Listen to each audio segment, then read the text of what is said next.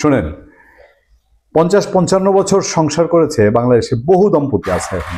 আমি একজনের উদাহরণ দিই, যদিও সদ্য প্রয়াত তিনি হচ্ছেন তোফায়েল আহমেদ এবং তোফায়েল আহমেদের স্ত্রী। তোফায়েল আহমেদের স্ত্রী মারা গেলেন কয়েকদিন আগে। তোফায়েল আহমেদের তাদের আজকে থেকে আরও 5 বছর আগে তাদের 55-54 বছরের সংসার ছিল। তার মানে ধরেন প্রায় 60 বছরের সংসার। এরকম বহু দম্পতি আছেন। আর 60 বছর সংসার করার পরে যদি কক্সবাজারে বেড়াইতে যায় আর টুরিস্ট পুলিশ যদি আইসা বলে আপনাদের কাবিননামাটা একটু দেখান তো, কেমন লাগবে? আচ্ছা, 60 বছর বাদ দিলাম, আপনার আমাদের যে ছোট যে কোনো দম্পতি রাস্তায় বের হলেন আর আইসা যদি আপনি কাবিননামা তাদের কাছে চান, সিচুয়েশনটা কেমন হবে? ভদ্রলোক 40টা বছর ধরে সুপ্রিম কোর্টে তিনি আইনের প্র্যাকটিস করেন। তিনি বাংলাদেশের একজন সিনিয়র অ্যাডভোকেট। তিনি শত শত মামলায় লড়েছেন, শত শত মামলায় জামিন করেছেন। কোনো বিচারক তো তার সনদ দেখতে চান নাই। এত যে মামলা ফেস করলেন, নিজে মামলায় পড়লেন, নিজে জেলে গেলেন, বের হলেন এবং প্রতিনিয়ত এখনো মামলা ফেস করছেন।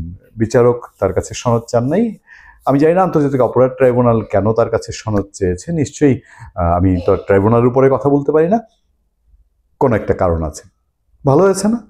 ভালো হয়েছে, খুব ভালো হয়েছে। একজন মানুষ বীর মুক্তিযোদ্ধা, এমনিতে জাতীয় বীর, ওনাকে এখন ইন্টারন্যাশনাল বীরে পরিণত করা হয়েছে এবং উনি ইন্টারন্যাশনাল বীরের মর্যাদা পাবেন। এখন এতদিন বাংলাদেশের মানুষ মাথায় তুলে রাখতো, এখন সারা পৃথিবীর মানুষ বাংলাদেশের এই দুর্যোগকালে, এই দেশটা যখন তিলে তিলে তার নিজের বাঁচার জন্য চেষ্টা করছে, যখন এই দেশটা উন্নতির পথে ছিল সেখানে এসে একটা ধাক্কা, তখন যেই মানুষটা তার শুধু বক্তব্য এবং কণ্ঠস্বর দিয়ে অন্যায় অবিচারের বিরুদ্ধে রুখে দাঁড়িয়ে বলেছেন যে এই বাংলাদেশের মানুষের মূল মন্ত্র হচ্ছে মুক্তিযুদ্ধ, সেই মানুষটাকে নিয়ে যা শুরু হয়েছে, শুধু কি একটা কথা, তিনি তো মিছিল মিটিং করেন নাই, তিনি সোহরাওয়ার্দীতে মুক্তিযোদ্ধাদের নিয়ে সমাবেশ ডাক দেন নাই, শুধু বলেছেন প্রয়োজন হলে মুক্তিযোদ্ধাদের ডাকবো। এইটুক ভয়ে আতঙ্কে তার বাড়ির সামনে মব করতে পাঠায়। মব কারা কাদেরকে দিয়ে করায় বাংলাদেশের মানুষ ক্লিয়ার জানে।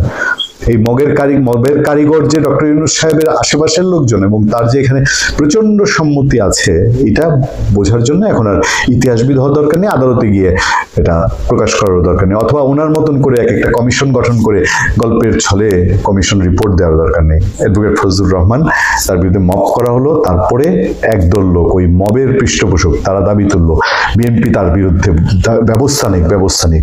বিএনপিও সেই রকমই দল, সেও সেই ফাঁদে পাড়া দিয়ে এরকম একজন বাংলাদেশের অন্যতম নাগরিক, যিনি বাংলাদেশ সুপ্রিম কোর্টের আজকে 40 বছর ধরে লয়ার, এখন সিনিয়র লয়ার যে 150 মানুষ আছেন তাদের মধ্যে একজন অ্যাডভোকেট, তাকে সাময়িক সময়ের জন্য বহিষ্কার করলো। ঘুরে ফিরে গিয়ে মুক্তিযুদ্ধের বাইরে গিয়ে বিএনপির অবস্থা কি হয় এখন তো বাস্তব প্রমাণ, যে মুক্তিযুদ্ধের বাইরের অংশকে, যে ওই যে 2 নৌকায় পা দিয়ে চলতে গিয়েছিল অ্যাডভোকেট ফজলুর রহমানকে, তাদের লেগেছেই, তাদের লাগবেই এবং ভবিষ্যৎ অদূর ভবিষ্যতে লাগবে।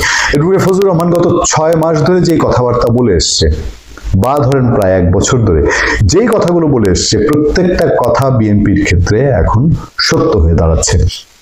সেই অ্যাডভোকেট ফজলুর রহমানকে তিনি শুধু একটা কথা বলেছেন রে ভাই, তুমি অন্যায় করেছো জজ কোর্টে, তোমার মামলা চলার কথা, তোমার সেই মামলা গিয়া তুমি আগেই গিয়ে হাইকোর্টে তুমি বিচারের জন্য দাঁড়ায় গেলা, তাতে হবে? অথবা এক জেলার ম্যাজিস্ট্রেট কোর্টে তোমার মামলা, তুমি আরেক জেলায় গিয়ে জামিন চাইলা, তাতে হবে? তিনি ন্যাশনাল ক্রাইম ট্রাইব্যুনালে বলেছেন যে এই ট্রাইব্যুনালের শেখ হাসিনার বিচারটা হওয়া উচিত না, তার বিচার হওয়া ছিল আলাদা একটা জায়গায়, কারণ এই ট্রাইব্যুনাল করা হয়েছিল যুদ্ধ অপরাধীদের বিচার করার জন্য, 71-এর মুক্তিযুদ্ধের, এবং এইখানে শেখ হাসিনার বিচার করাটা এই ট্রাইব্যুনালকে ইনসাল্ট করা বা অন্য কোনো বিচার করা ট্রাইব্যুনালকে, এইটুকু কথা বলেছেন। আচ্ছা, ওনাকে আদালতের সিদ্ধান্তের বাইরে যাব না, আদালতে গিয়ে আদালত অবমাননার রুল জারি করেছে তার বিরুদ্ধে, এবং রুলে যেসব কথাবার্তা আমরা আজকে উচ্চ আদালতের একটা ঘুরে এসেছি এবং সেখানে সর্বত্র গুঞ্জন এবং আলোচনা যে এটা কিভাবে হয়, এইসব কথাবার্তা কিভাবে আসে, সেই প্রশ্নই চারদিকে উঠছে। আদালত অবমাননার মামলায় আগামী 8 ডিসেম্বর আন্তর্জাতিক অপরাধ ট্রাইব্যুনাল একে বিএনপি নেতা ফজলুর রহমানকে হাজির হওয়ার নির্দেশ দেওয়া হয়েছে। একই সঙ্গে তাকে তার একাডেমিক ও বার কাউন্সিল সনদ নিয়ে আসতে বলা হয়েছে। মুক্তিযুদ্ধ বা অপরাধ ট্রাইব্যুনালের কাজ বার কাউন্সিলের একাডেমিক এবং বার কাউন্সিলের সনদ নিয়ে যাওয়া, দেখানো, যাচাই করা, এটা কি এই ট্রাইব্যুনালের কাজ? আমি জানি না, ট্রাইব্যুনাল ডেকেছে, নিশ্চয়ই এর কিছু সারমর্ম জানা যাবে। আন্তর্জাতিক অপরাধ ট্রাইব্যুনাল 1 রোববারই আদেশ দেন। ট্রাইব্যুনালে উপস্থিত ছিলেন বিচারপতি মোহাম্মদ গোলাম মুর্তজা মজুমদার ও বিচারক মোহাম্মদ মহিতুল হক এনাম চৌধুরী। আদালত অবমাননার জন্য ফজলুর রহমানের বিরুদ্ধে কেন ব্যবস্থা নেওয়া হবে না সেই রুলও জারি করেছে ট্রাইব্যুনাল। পরে ট্রাইব্যুনাল প্রাঙ্গণে এক ব্রিফিংয়ে প্রসিকিউটর মোহাম্মদ মিজানুল ইসলাম বলেন, প্রসিকিউশন দুটি বিষয়ে আদালত অবমাননার আবেদন করেছে। একটি হচ্ছে ফজলুর রহমান বলেছিলেন তিনি এই আদালত মানেন না। আরেকটি হচ্ছে তিনি বোঝাতে চেয়েছেন এটি ইন্টারন্যাশনাল অ্যারেঞ্জমেন্টের মাধ্যমে এই প্রসেসিংটা বিচার চলছে। একটি ইন্টারনাল অ্যারেঞ্জমেন্টের মাধ্যমে এই প্রসিডিংটা বিচার চলছে, মানে ভেতরে ভেতরে একটা 40 বছর অভিজ্ঞতার পরে এখন সনদ দেখাতে হবে ফজলুর রহমানের। দেশের মানুষ কিছু কিছু বুঝে তো।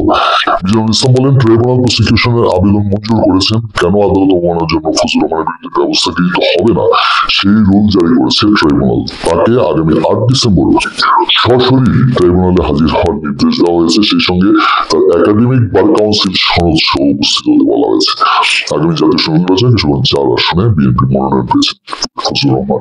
বিএনপি এখনো কি চুপ থাকবে? বিএনপির আইনজীবীরা, লয়াররা বিএনপি দলগতভাবে কি বলবে যে যান ফজলুর রহমান সাহেব, আপনি বয়োজ্যেষ্ঠ আইনজীবী, একটা কথা বলি না আপনাদেরকে, দুর্যোগ আসলে বেঁচে ফিরে দেখ না।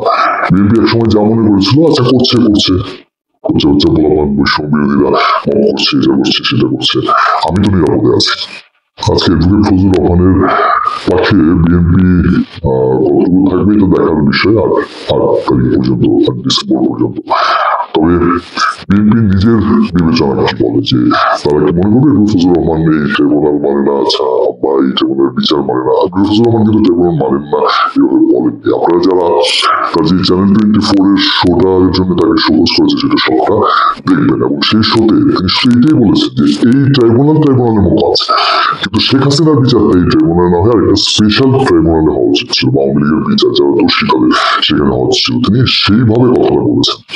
আর এই কথাটাকে যারা মুক্তিযুদ্ধ বিরোধী, মানে তারা তো নাস্তানাবুদ করার জন্য মত পাঠালো, তারপর সেদিন তার বাসার সামনে, তারপর গালিগালাজ তো আছেই।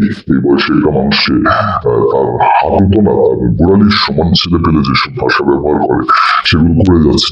নিজ এলাকায় কিছু বিপদগামী বিএনপি আছে, তাদের কিছু কর্মকাণ্ড আশকারা আছে, এসব তো করেই যাচ্ছে। তারপরেও তারই একটা মুখ শুরু, একজন বিপ্লবী, একজন মুক্তিযোদ্ধার মুখ, সেই মুখটা ঠেকানোর জন্য হেন কোনো বিষয় নাই, পন্থা নাই যে অবলম্বন হচ্ছে না। দেখা যায় ট্রাইব্যুনালের অ্যাডভোকেট ফজলুর রহমান কিভাবে ফেস করেন, কি জবাব দেন। সুস্থ থাকবেন, আপনাদের সাথে